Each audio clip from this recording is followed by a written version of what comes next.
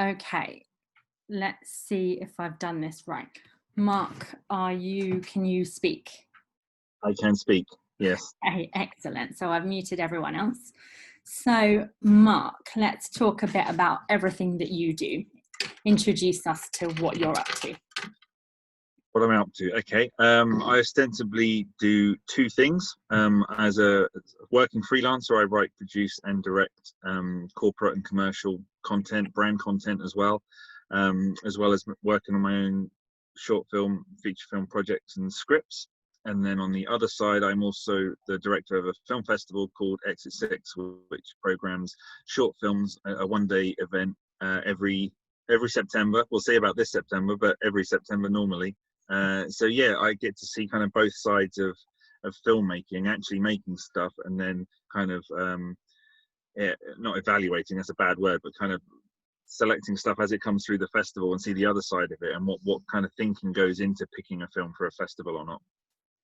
Okay, great. So tell us a little bit more about what you do at Exit 6. So you founded the festival?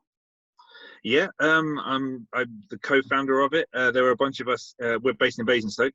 I was on the short film circuit with a film called T for Two about 5 years ago, which took me to festivals all around the country, including one up in York called Aesthetica, which is a brilliant BAFTA qualifying festival.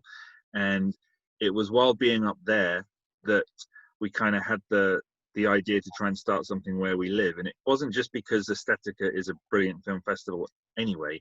It was because once we arrived in York in the city centre, the city itself just seemed to be a buzz that this thing was happening, this event was happening. Like all the restaurants and bars had special discounts for people who showed up for the festival, and you saw the people with the yellow lanyards walking around everywhere, and the whole place just seemed to be a buzz with it. And we loved it, and we just felt it was a shame that if we ever wanted to go to something like that, we would have to travel far and wide from where we live to get to it. So we knew enough people back in our hometown, and we knew what venues were available to us, and we'd been to enough festivals that we thought, if we were going to do it, what festivals have we been to that we have liked certain aspects of that we would keep, and others that we've been to that we hadn't, and how would we make our own event? And then that's what we started in Basingstoke nearly 5 years ago now. This will be our 5th year. Wow, 5 years. That's quite a while established then. So you said you program the films as well? Well, how our selection process works is that there's 9 of us, I think, on the selection panel, and every single film that gets submitted is watched in its entirety by at least 3 people. It then gets a rating out of 10, and then we all come together again later in the year to discuss all the films and decide what's going to get in, and we fight and argue, and we have certain rules. Because I'm a filmmaker as well, I know a lot of filmmakers, so to make sure everything stays impartial, we have a rule where if any one of us knows the filmmaker who has submitted the film, we're not one of the 3 people that watch it.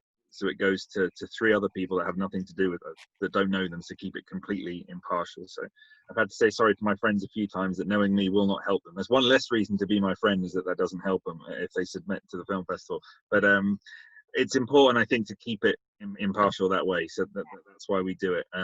We will then, once the number of submissions that's been watched by 3 people is kind of whittled down to the smaller batch that's more likely to be selected, then we will start having to watch everything by definition. And then that's when we find it harder to nail on what the actual program is, because there are only so many films we can show, especially in a one-day event. And across the one day, we can normally show about 40 films across the two venues.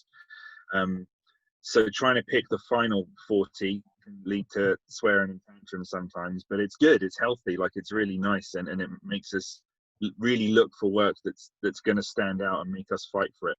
Because I mean, as anybody who's watched a lot of short films will know, there's a lot of kind of usual do's and don'ts that you see, particularly the don'ts, that you're looking for something different that isn't doing that, that's thought of things a little differently. So that's the fun bit for me, is when someone submits something that's maybe not even without fault, technically speaking, like there might be something a little off with it, but if they've tried to do something different and innovative, then I will always fight for those films, just because it's nice to see something new. Mm-hmm. That's one of the fun parts for me as well. I should go back to about the impartiality as well, because I'm a filmmaker as well, but because I run X6, I'm not allowed to submit to it, and none of us are. So the shame of it is that I can put together an event I absolutely love, but will never ever get to have a film in it, which is a bit rubbish. So I just try and make it the kind of thing I'd want to go to, knowing I'll never be able to. So Yeah, that's you how have it works. to get fair. Yeah, it would be a bit wanky if I showed my own film at a festival. Yeah, but that's the rules. Yeah. So you said it's in September every year. So at the moment, are you planning for it to be an online festival? How has everything been affected by COVID-19?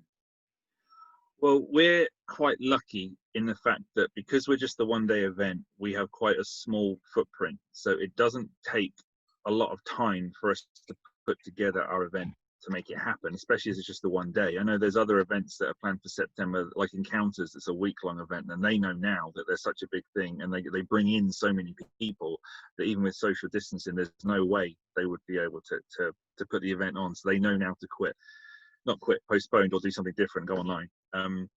We are still hopeful that because we're just the one-day event, and if all goes completely to plan and things start to open in, say, August, that maybe by the end of September we'd be possible in some capacity, maybe not how we've always done it, but like a socially distanced version of the day. Like I said, we're quite lucky that we're small anyway, so we're not the kind of event that has 500-600 people show up that we have to spread out. It's a lot smaller than that. So while with all of that in mind and that optimism in mind, we are still planning now what would an online version of Exit 6 look like, what would the format take across the day, so that should that decision have to be made, we know exactly how we're going to do it. It's very important to me, as anybody who has been to Exit 6, I hope would have taken away from them with them. But it's being there and being part of it and feeling like you're part of something that's a big part of Exit 6. You know, we're not like Encounters, and we're not like, even Aesthetic or the big London festivals. You know, we're a random little festival in Basingstoke, which on paper would be a bizarre thing to want to be part of. But our hope is that if you actually come to the festival, you're really glad you did and pleasantly surprised by the whole thing. Now, that being said, it's hard to replicate that online if you're not actually going to be here to be here with us. So what we need to do is, whatever we do plan to go online, first and foremost is the experience of the filmmaker at the front of our minds. What can we do that will make them feel like they were part of something across that day? And I think that's going to be a mixture of pre-recorded interviews, live interviews scheduled across the day, industry workshops in a Zoom setting like this, networking sessions in a Zoom session like this, lots of things happening across that one day, and as well as the films themselves being curated and managed in a way that can be watched either all at once, still potentially separated into blocks as they would have been if we were a physical event, so that then we can maybe pull those filmmakers who are going to be in that one block together, put them in a networking group at the same time. So just work out all the different ways we can break things down to make it feel like across that weekend people were actually part of something and not just logging into a portal to watch shorts, because that's something that I think so many people are doing at the moment. And by definition, we're all using the same technology. There's only so many different ways in which you can use that technology. So I think it's going to come down to two things. It's the technology you're going to use and the kind of ethos and the format you use to put that into place, if that makes sense. So yes, we're thinking about an online event. It might even be that should somehow by the end of September we can have a physical event, we still use some of that online thinking and implement that as well, because we have a lot of overseas filmmakers that, it astonishes me they don't want to make the trip to Basingstoke when they live in, New York and all these other places. It's a lovely place to come to, but the truth is they're not going to fly across the world to come and see us. So for that reason alone, we've never been able to, except for once, have the filmmakers present for the Q&A we do after every film. So with all this online thinking in mind, maybe this is the year that we can, all the filmmakers that haven't been here to do a Q&A, we can do something pre-recorded, do something live with, and we can include all the filmmakers either in an online event or a physical and a online event. So there's that. And then another eventuality, depending on how things go, would maybe be postponing by a couple of months and happen in November instead this particular year. But it's everything can change so much for us in the next month. Everything's changing week by week anyway.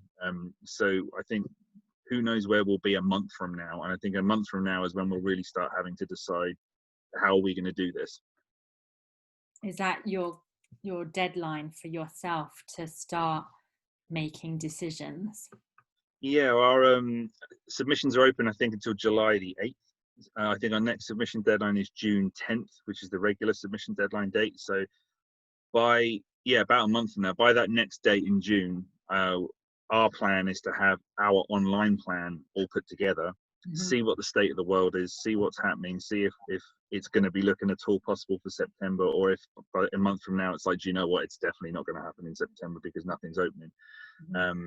We'll have to see. There's also other things beyond even social distancing and whatnot that we need to consider. You know, being a small town, our venues we're not in abundance of venues. You know, some of the places we use are small independent bars. You know, I don't know if they're going to survive everything that's happened.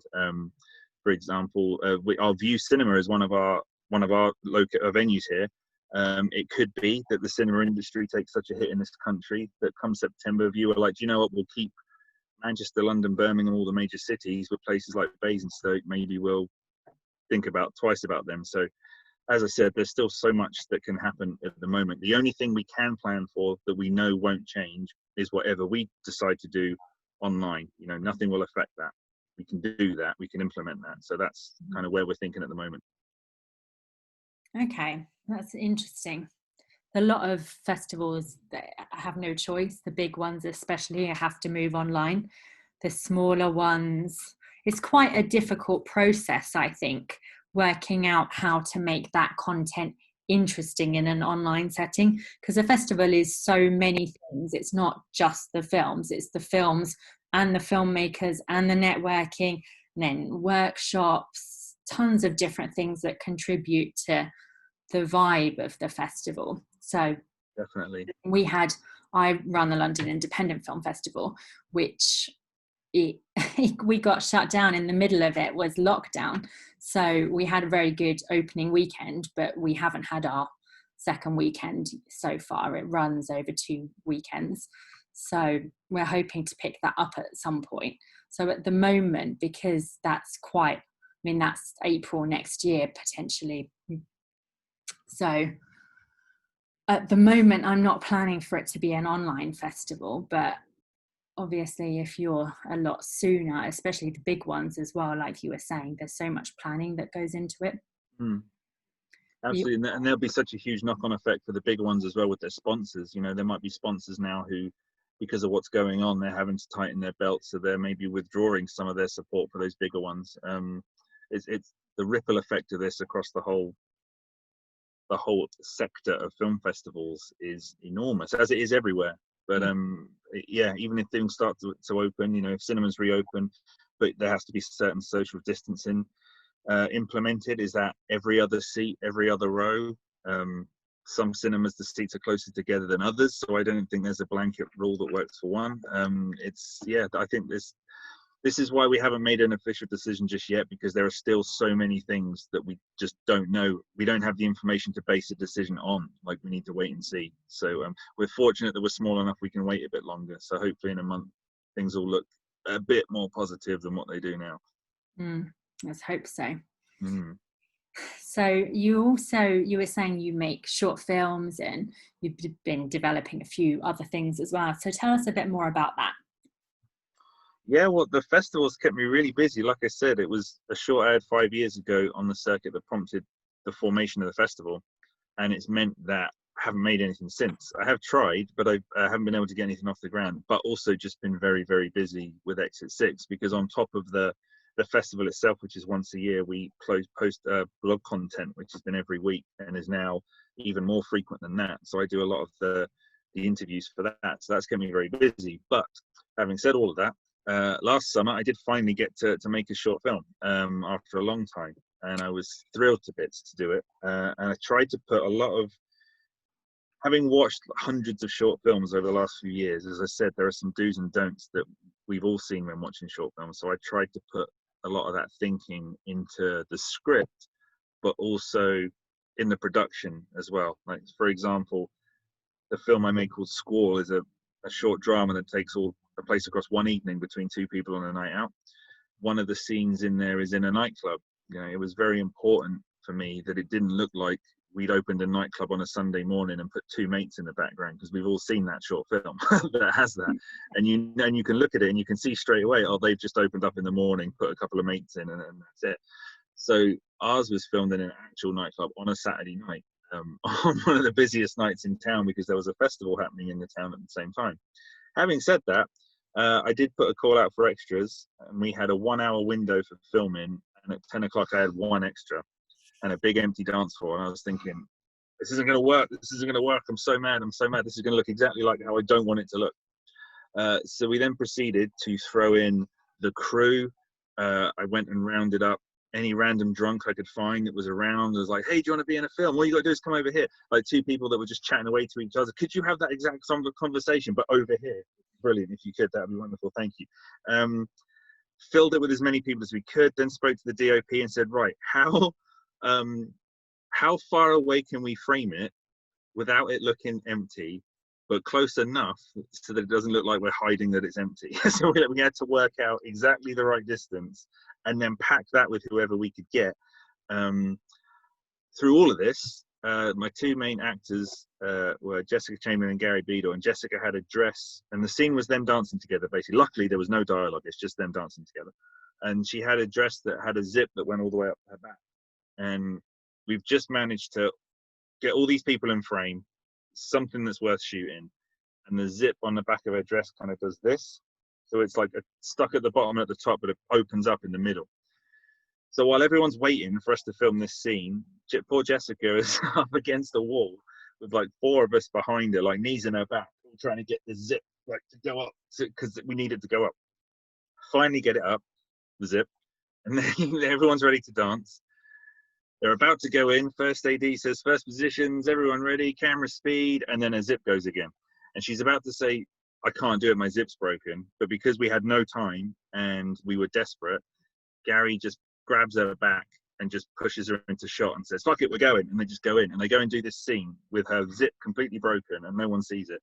And it's great. And there's a bit in the sequence where they're supposed to dance slowly together, and then they weren't. So again, I'm with the DP and I'm in his ear and I'm saying, they're not going slow, make it slow-mo, make it slow-mo, let's do it for them. They're not doing it. So we did, and then it looked awesome. And then at 10:59 rolls around, so it's 59 minutes since I had one extra. And then yell cut, and we had that whole scene, and I was thrilled to bits. That's a really long-winded story about something you haven't watched. But the point being is that learning about what you see in other short films and how to try and do it differently. You know, another thing I tried to learn from in the script sense was always try to have the movie moving along, either plot-wise or character-wise, because I think a lot of short films can afford to be a lot shorter than what they are, especially short films. Like any gap in a short film, which might be intended to build atmosphere or tension, if something isn't happening, it's very easy to make it feel like it's dragging, even in something that's already short. So I didn't ever really want any long pauses of any real kind without something happening, either with plot or with the characters. So that was something I was mindful of in the writing. I hope that's come out, but I think it has. But that's what I was mindful of while writing it. And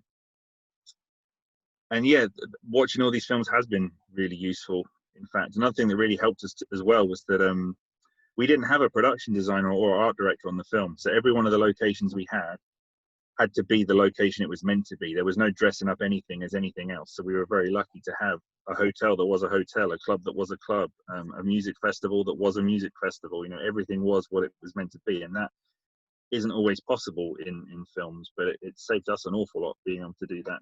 Also filming in Basingstoke, I'm going to keep championing my hometown, but because Basingstoke's so small, every kind of location you would want is 2 minutes away and really easy to get to. So if you're shooting, I suppose, in central London or somewhere like that, your options are either expensive or limited or far away, and you have to get to different places. Whereas Squall, across one night, has loads of different locations, and I think that was only possible because we were filming somewhere like here. And I'm happy to say it's actually something that the town council here is quite interested in. I'm trying to work with them to make Basingstoke like a short film low budget friendly place to film, that they will help with locations and anything they can, because they quite like it all. So that's something that we're working on for the future of Exit 6 as well, to help other filmmakers come here to get the places they need to do what they need to do without having to do it all themselves, which can be tough. And not expensive either, because I know these things cost too much. So I'll be there banging the drum to the council saying, this is great you're doing it, but you have to charge almost nothing. Otherwise it won't work. So you have to do it that way. I've forgotten the question. I've just been rambling. Sorry about that. So I was asking you about short films, and are you developing anything new at the moment, or how has the situation with COVID-19 affected that side of what you do? A lot, actually. When I first sort of realized there was going to be a lot of downtime and nothing going on, I thought, great, I'm going to get loads of writing done. There's all this time. All the time I've complained I haven't had before, I now have. I can do all this stuff. And I haven't done anything. It's mainly because I've sat down, and there was a lot of work I was meant to be developing when all this hit. And I thought, with this time now, I'll be able to develop it properly. One was a TV show that we're pitching. I was meant to be working on the Bible in the series outline. But the series in particular is something that's such a kind of human sort of story that it would feel weird for it not to reference everything that's gone on. This particular topic be a strange one to cover without knowing what the world's going to look like the other side of this. So I haven't really been able to enthusiastically engage with it, because I currently don't know who I'd be writing it for, and if it still works after all this has happened. And I think what I've boiled it down to is that while all this is I can't make anything I write until this is over. And until this is over, I don't know what I want to make. So that's kind of stopped me from writing something, which I'm very frustrated about. Like, I have opened up Final Draft and sat in front of a blank page and gone, right, today's the day I'm going to write something. And I haven't even got as far as interior or exterior. Like, I just haven't done anything and then closed it again. So it has really affected me that way. I do think that,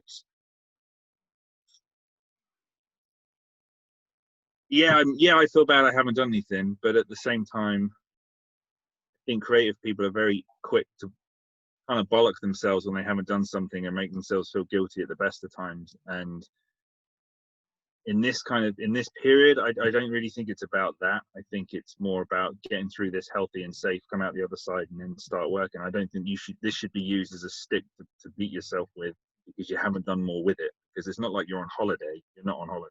Like, you're in quarantine and the world's gone to shit. Like, it's not like you're on a writing break. It isn't. So while people who have been able to make the most of the time, do loads with it, I applaud them and I think they're awesome. But I don't think there's anything wrong with also not doing it, because as long as you're healthy and you're happy and your mental health is okay, then that's way more important than getting something written. So I don't think there's no wrong way to approach this as a writer. I don't think either it's working for you or it isn't, and both is fine, and no one should feel bad about it. Yeah, that's a good point.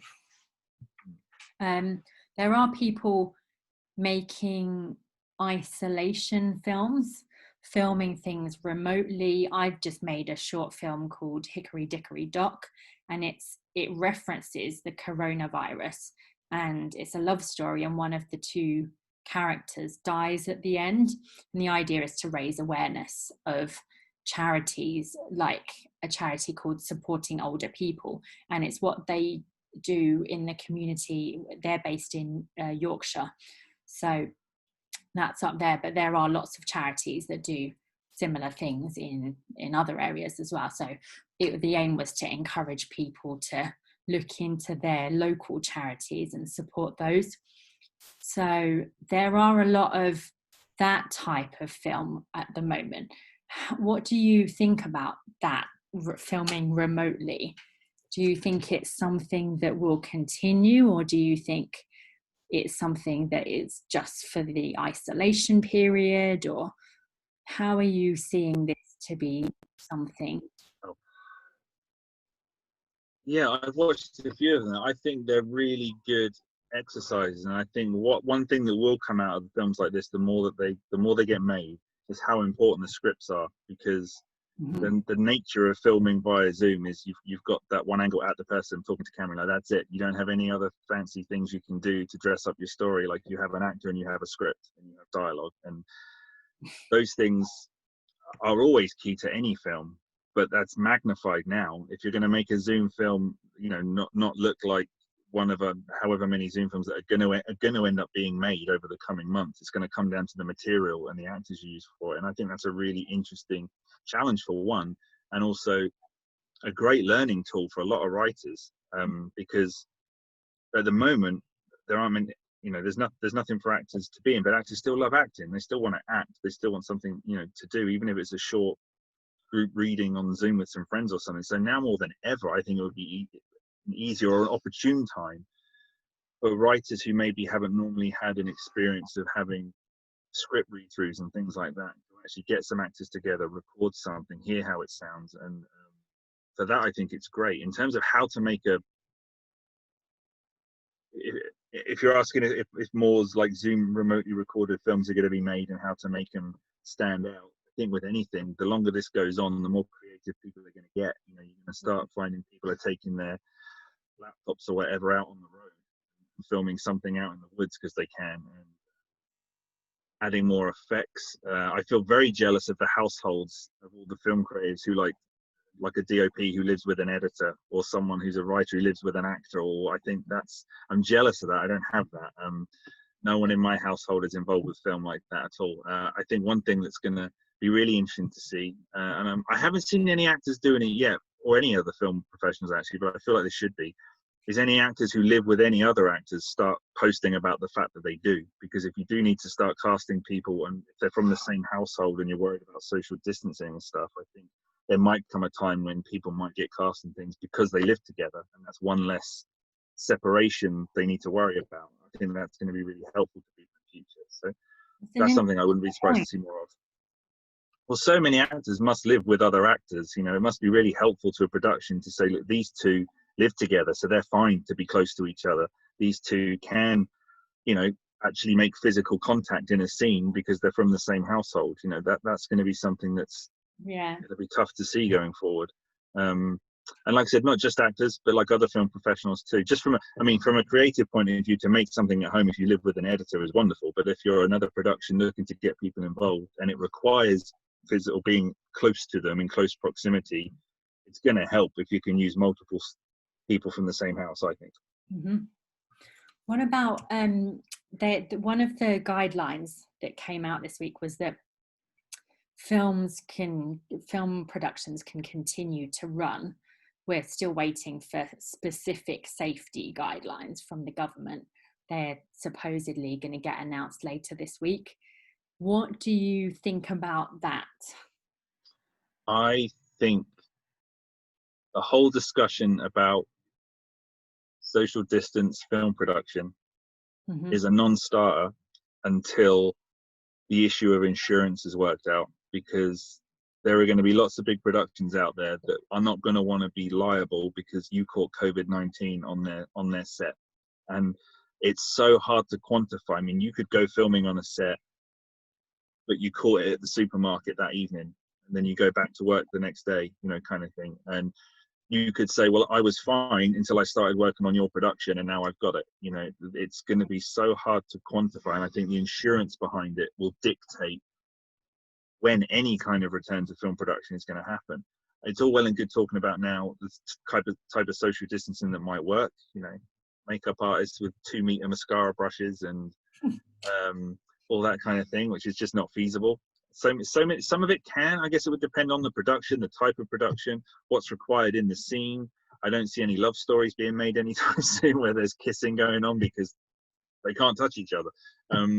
But before any of that, logistically, I think legally, I'd be very surprised to see anything get greenlit or go back into production without some extensive legal and insurance work being done. And until that's done, and I don't think we're there yet. I think there's still so many ramifications for them to work out that it's great they're putting guidelines together. It's great that they're thinking, if people are going to go out and start shooting, here's how we think you should do it. But in the grand scheme of things, until there's a vaccine around or until there's legal protections for the money people behind it, I don't see it firing up again anytime soon. Yeah. But that's just my opinion. What about commercial stuff? You do that as well. Tell us a bit more about what you do in that area. Yeah, I've written, produced, and directed a couple of commercials that have been on TV. One was for a travel insurance company called Cover for You, which was just a 20-second spot that went out on national telly over Christmas, and it had a big print run on the underground as well. So that was really interesting to see. That was done on a very, very tight budget, where even I did the makeup on that one and found the costumes. And it was like all done on green screen in a little studio, but it was a lot of fun. It was really good. And what was last night in December, there was one for what are they called? A Travel Up is what they're called. Another travel agency called Travel Up, which had a brilliant tagline, which I wish I could take credit for, but I can't. And it was just "Up Yours" in massive letters, which was also on the London Underground, which was like, so and so is just up their travel plans. Why don't you up yours? So it was interesting working on the scripts for those, because that was a follow-up to a print campaign that already gone out, and they wanted to then turn it into a TV commercial campaign. So that's working with the scripts and working a lot with Clearcast, who are the people that you have to get your script through before your ad will even be allowed on air. And what they'll do is they'll go through the script with a fine-tooth comb and say, you can say this, you can't say that. And it's not just about swear words, it's also about you're not allowed to make certain statements. You're not allowed to make comparisons to your competitors. You're not allowed to say anything that can't be substantiated. So if you make any kind of claim in your script about what that product will do, they expect you to send them PDFs and instruction manuals that prove it does what it says it can do, which is a lot of paperwork and administration, but ultimately it's a great thing, because we can usually trust the adverts we see in this country, but in America they don't have that. You can say anything you want in America. Over there are nuts. Like, they really are. Like, you will have an advert for, say, Mercedes, where they'll roll out a BMW and trash it with a bulldozer and tell you BMW is shit, but here's how much a Mercedes is. Like, you'll never get an advert in England at all, just because there are certain standards that have to be followed. So those are things that you need to be mindful of to do any kind of television advertising, writing and production, because that aspect will always be there. But ideally, Clearcast will have approved your script before you start filming. That doesn't always happen. Some people go into production straight away, send the ad off to Clearcast to be approved, only to be told you can't say any of that, but they've already spent the money filming it, and then they have themselves a headache. So one of the things I do with clients is, when they would like to make a TV commercial, I'll have a look at the script first and then advise them on, can you prove this? You have to be able to prove this, or they won't let you film it, and that kind of thing. So I've got a pretty broad experience of making commercials, right from the script stage all the way up to production and casting and getting the crew together. So I've just produced some, I've just written some, I have written, produced and direct others. So I've got a pretty broad experience across the whole thing, really. Do you have any clients that where you were planning to do something before coronavirus hit, and where now it might have to be changed, or you might have to have something completely different entirely, or where that client is just doesn't want anything at all, or how is it? It's been a real mix. I mean, there will be some projects that will just be postponed until it's safer to shoot. There will be other projects that, in light of what's happened, they won't want anymore because they're no longer relevant, or they've had to rethink about what their campaign will be instead of this to accommodate this. I lost a lot of work the end of February to start of March when this will happen. Like, there was actually an insurance advert in Milan I was going to shoot, and then Milan obviously fell completely under the coronavirus, and that all went away. I'm told that that's a project that can come back as and when, but I've also had others that now just won't happen because this has happened. In fact, I had one project, which I'm really gutted about this, but I shot a project at the end of February across a weekend, all with zombies, and it was for a creative agency dealing with how to stop your employees becoming disillusioned at work. And the disillusionment was they were turning into zombies. We had a lot of fun with actual prosthetic zombies in an office. It was a bit like The Office meets Shaun of the Dead, and we were looking at examples of bad leadership and bad management. And I cast a couple of actors in that who were brilliant and funny, along with the people that actually worked at the company that hired me. I made them all the zombies. And it was great and it was brilliant. But I now don't think it's ever going to see the light of day, because 2 weeks after we finished filming, this all happened. And now to have a series of videos that's all about conduct in the workplace that doesn't reference what's going on now, I'd be very surprised if it now ever sees the light of day. So Yeah, it sounds like not maybe not quite. exactly, especially when it's almost to do with like an outbreak of some kind as well. Like all of a sudden in this climate, that whole project that once seemed like a good idea now really kind of doesn't, and probably wouldn't fly. So it's a shame. There'll be lots of projects like that in purely in the light of this now won't work. You know, what audiences want, or what the public appetite is, I suppose, will have changed. You know, what would have been popular before isn't going to be popular now. And so some stuff can just be postponed. Other stuff I think will be either scrapped or revised or redeveloped. But even now, while nothing really can be done because production isn't happening, it's really a waiting game to see what are those appetites going to be once cameras can start rolling again and once we can start shooting again. So it's an interesting time for developing and trying to think ahead to what people might want and what interesting projects you could offer. But the world's changing all the time. And I'm not saying that work's wasted, I'm not at all. I'm just saying it's going to be a little while before the merry-go-round stops and then we can all get off and actually do something. So it's going to be interesting to see what things look like even a month from now. So what other tips would you give people at the moment while production has stopped and things are changing constantly and a lot of people are confused and not quite sure what to do? What tips would you give people? Regarding anything in particular, or just general life tips for dealing with COVID-19? Filmmaking. So if you're a writer and you're able to write in all of this, that's amazing, and keep doing that and keep drafting and redrafting so that your script drafts are as tight as they can possibly be, so that when the wheels do start turning, you're ready to go to show that work off to people, to pitch it, to get people involved, to get it made. If you're able to do that, use that time now, absolutely, and get people to read it as well. You know, now more than ever, like I said, I know I have lots of friends who are actors that are now willing to read stuff and give feedback and do read-throughs, because it's still, you know, getting to do something creative and fulfilling in a time when nothing really can be done. It's a very, very difficult time financially for everybody. So I think if anyone is able to help each other, it goes a long way, and can feel like, oh, I can't do anything until this is all over. Like, there isn't plenty, especially from a writing point of view. From a production point of view, if you can figure out how to make a Michael Bay film on Zoom, you're on to a winner. If you've got time to do that.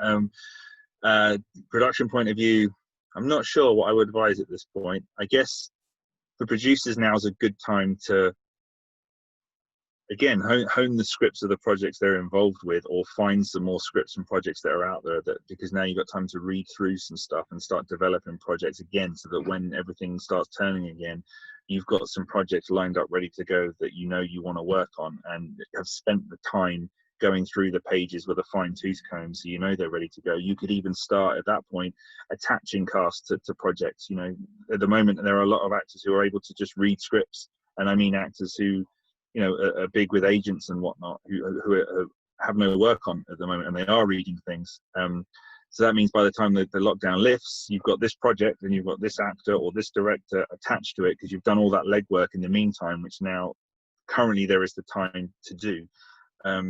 Especially if you're on a short or a low independent budget, because normally a lot of people would be too busy to give your request on that the time of day anyway, and now they have the time. So producers, I definitely start thinking about the projects you want to make and who you can attach to them at this point, to try and help yourself later on.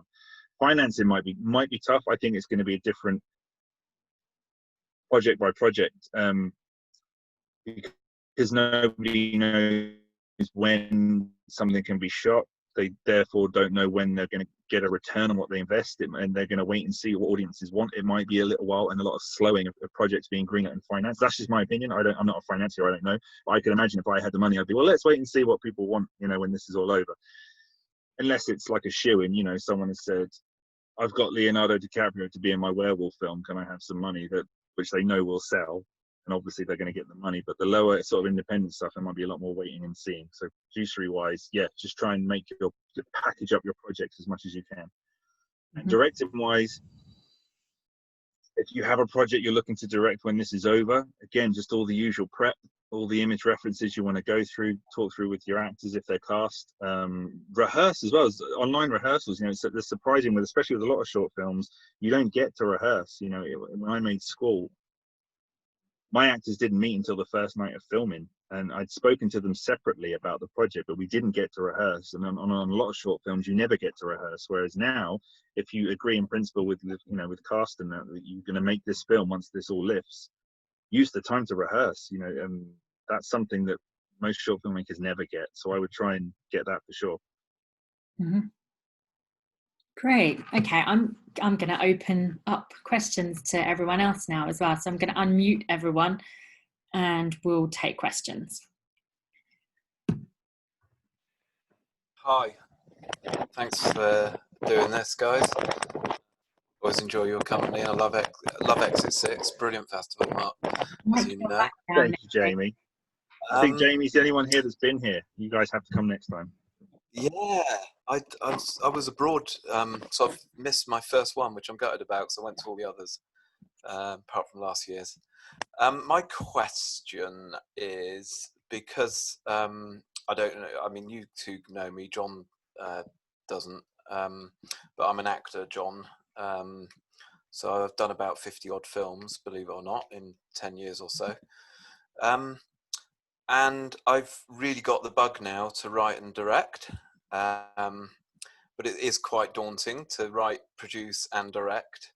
You guys have been through that process with your first film. So my question is, what advice would you give as a first-time producer, writer, director? And what were the biggest hurdles you found, and what would you do differently? Is that for both of us? Yeah, why not? You can go first. I think because I just did a load of rambling. Okay, I think so. I've mostly produced, but I've also directed, and I've written as well. I've done some projects where I did multiple roles as well. So I think the important thing is, well, you're an actor, so you've been on sets and you've seen how people work. And I think it's important to surround yourself with people who can help you. So even if you are doing whatever the roles are, get someone who can assist you in the individual things, because they might have ideas where they can help you. Even if people are only available for part of the time, they can really give you an insight onto areas where you're not sure. And I think that's the biggest thing, is just being open to learning stuff. And the great thing about doing lots of different roles, it might be crazy at the time, but you will learn a lot, and you will learn what you don't want to do as well, which is really, really important, because then you know, okay, actually this is my thing, and someone else can do that because I hate that thing. I don't want to do that at all.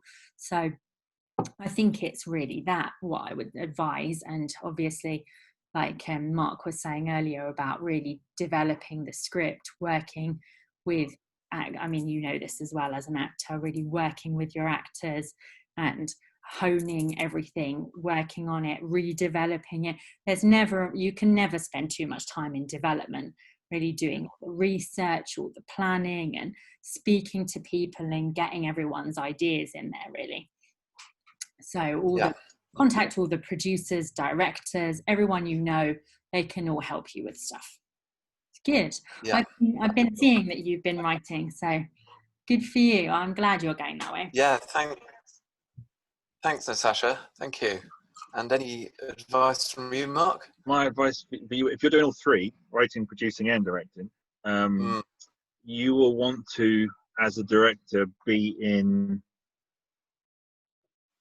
a day or so before you start filming in your director's bubble, where you're no longer worrying about the logistical stuff and you can just worry about the actors and worry about telling the story. So if you are doing all three, my advice is get as many of your ducks in a row as you can a couple of days before you're going to film, and then have someone you can hand some of that over to for the course of the shoot. The last thing you want to be doing when you should be on set blocking with your actors or something like that is working out where the food was that hasn't arrived for lunch, or this other person that's arriving on the set needs picking up from the station and you're the only one with a car, so you have to leave set to go and do so.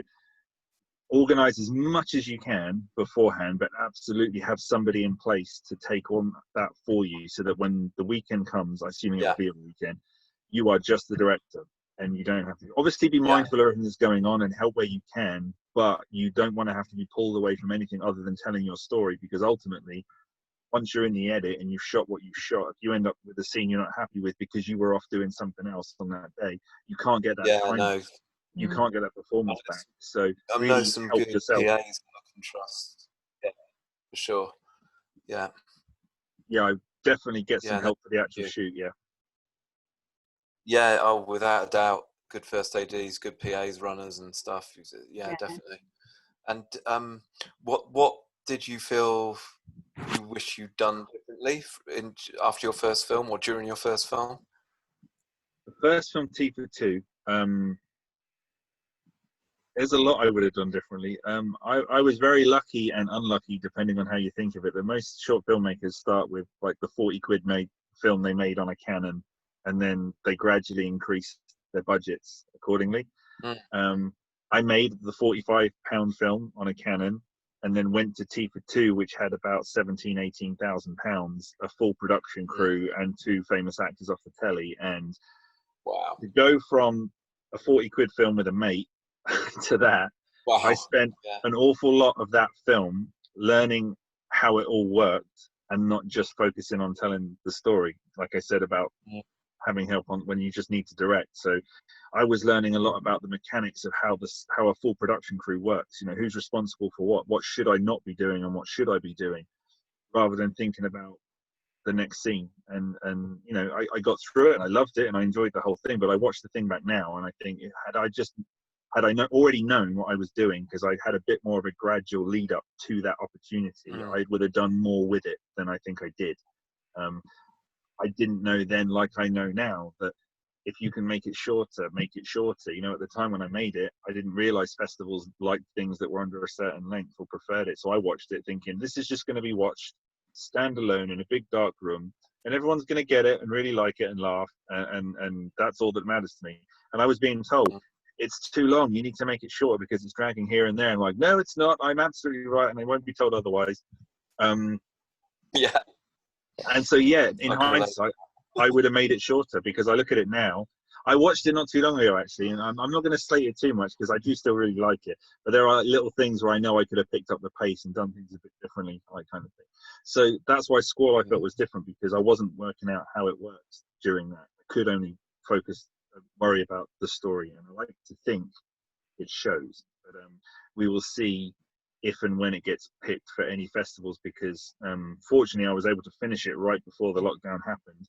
And then while it started being to submit to festivals, I haven't heard back from any yet, so I'll have to wait and see how it turns out. It was good quality, and that nightclub did look packed, so fair play. Thank you very much. I'm glad you thought so. It took a lot of doing. It didn't jar in the slightest. I know that feeling when I've seen stuff before and I've thought, oh god, but no, not in the slightest. Yeah. Oh, thank God. Thank you very much. I'm relieved to hear that. Thank you. Yeah. Mark, thank you very much. Just a couple of things to bring up. First of all, I did Screencraft seminar, online seminar, which had a few guest producers. J.J. Abrams did a session as well. It was about a few weeks ago. Somebody asked them a question about, do you think there are going to be a slew of coronavirus films? And the answer was no. So they said, because people are not, it's the last thing people want, having lived through it. So that's the first thing. This morning, as part of my journalist side, I saw a great short by some Los Angeles-based black filmmakers called Stacks, which stacks with the dollar signs, S's, dollar signs, and it subverts the whole gang warfare thing with a really great surprising thing. It went online yesterday. Check it out. It's a really funny short. Yeah. And yeah, it's on YouTube. It's about 7 minutes long, and there's a great rap record which is a parody of celebrating coronavirus, but it's very ingenious. They shot it in a car park, but they also observed health and safety. So I think that's just something to bear in mind. My question is primarily about, because like Jamie, I'm sort of in the zone about producing my own work. For example, I'm doing a short film with a guy called David Fussell, who's the homeless film director. He was the subject of a documentary. So my question is primarily, if you are a novice producer, what should you concentrate on first? If you want to gradually get into this and learn more about the business, and it is something that I'm very keen to do, to be an independent producer in the future. What was your start off point? I mean, I think you might have answered it already, but what did you focus on first? I guess it depends on what level of producing you're talking about. Like, one thing I'm not very experienced in is the finding the money, which is what is the key thing of being a producer, which Natasha might know more than me about, that being an actual proper film producer. But in terms of advice for the practicalities of it, assuming you've got everything lined up to be shot, you've raised the funds and you're about to shoot, what to concentrate on is making sure it's a lot of admin, it's a lot of logistics. It's making sure, for example, everybody knows where they need to be. You've agreed rates in advance with everybody about what's expecting to be paid, like, kind of thing, rather than trying to deal with some of that afterwards. I know a friend of mine who just produced his first short film back in September, and I gave him some pointers on that. And it was a lot of small things, particularly on a short film, having like a first aid kit, like silly little things. I mean, it's better I would say it would be a helpful experience to kind of build it up in increments. So if you're going to be a producer on even like the 40-pound Canon film, while you're there, make sure everybody around you has everything they need to be able to do their work, because you've sorted it for them. And that will mean things that might seem, mundane. It might be like making sure lunch is scheduled to arrive when it's going to arrive. Make sure people who need picking up from train stations and whatnot to get to where they're going to be there. Because if expenses are going to be covered for taxis and whatnot, and that they're going to be covered on the day, make sure you have that, rather than telling actors, oh, I'll get that back to you like another time, like, kind of thing. Any eventuality that will happen across the day that would fall to the producer to sort, you can do a lot of preparation with that and lead up to the day. In fact, if you've done all the prep you need to do, largely, if it's done right, and Natasha might be able to tell me if she agrees with this or not, that when the shoot day actually comes along, you hopefully will find yourself with the least to do of everybody, because all your work has been done in the lead up to it. So if you find yourself running around ragged on the actual shoot days, unless it's something that's happened beyond your control, kind of thing, I would learn from that and go, right, on that shoot I was running around doing this, which in hindsight I could have arranged beforehand so that I don't have to on the day. Next time I'll know how to do that differently. So be prepared, so that if you've done it all you can in the lead up to it, on the shoot day, don't feel bad if you're twiddling your thumbs a bit, because it means you've done your job. Yeah, no, I mean, I'm well aware of that, because as a projectionist I was always very prepared anyway. I mean, just one other thing before is that the script that I've got, it's sort of a lot of logistics and stuff. I mean, it's going to be makeup effects and stuff, and I mean, we think we could shoot it in 2 days, but I mean, in terms of scheduling days for a particular film, I mean, if you were going to say, how many days, if you're going to say initially it was going to be 2 days of shooting, I mean, what would you say should you allow more days or something, or is it just relevant to what your demands of your production are? I think it's entirely dependent on what it is you need to film.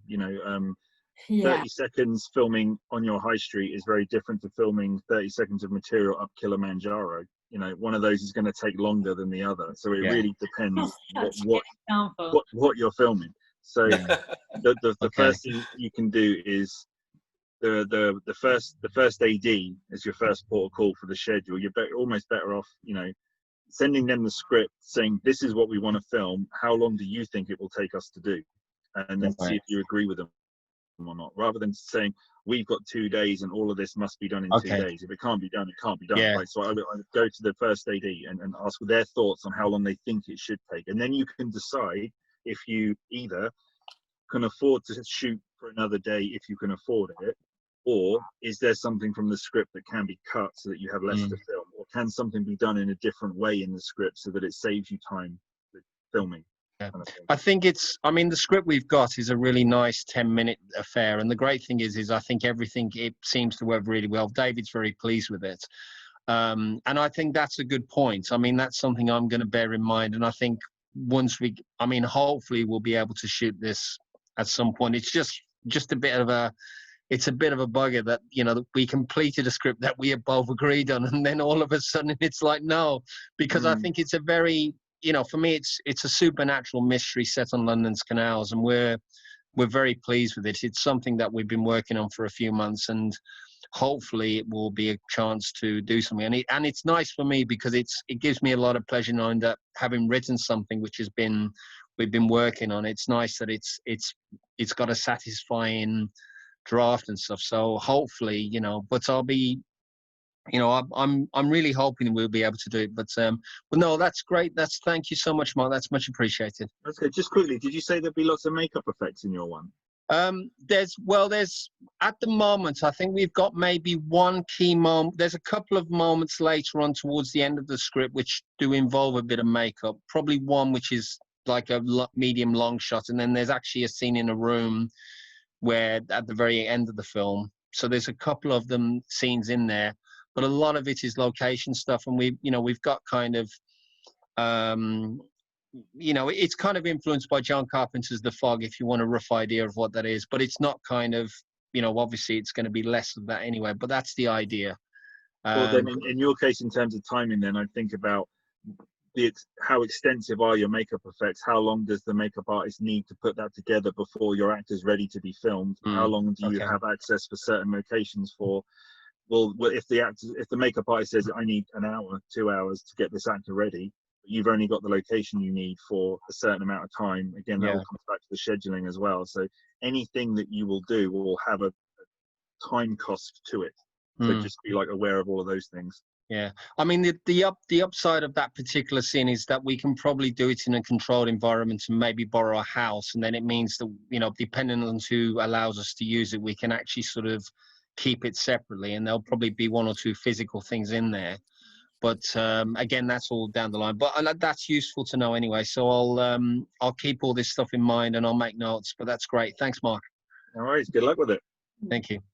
Both of you guys as well, Jamie and John, if you have any producing questions, just give me a ring or send me. Oh, thank you, definitely. Tash. Really appreciate that. Definitely, I'll be glad to, Natasha. I welcome your input. Excellent. Alida, do you have any questions? No, sorry, I was late. I got confused with the time in Italy and. Okay, if there's no more questions, then we'll end it there. But yeah, if you want to contact me, you can. And I've been recording this. Thank you ever so much, guys. No, thank you. It's been great to see everybody, and it's good. Really so you were late, Alida. Nice to see you anyway. Yeah, nice to see you all. I love your background, Jamie. Yeah, they've put on Cannes just for me. They didn't tell me. So sad we're not there. I'm wondering about the security, Jamie. I think they're going to take that sofa down in a minute. Oh no, they know Jamie. They will allow him anything. No. It's like a flying sofa, mate. I think you're about to flag anything in Cannes. I know, yeah.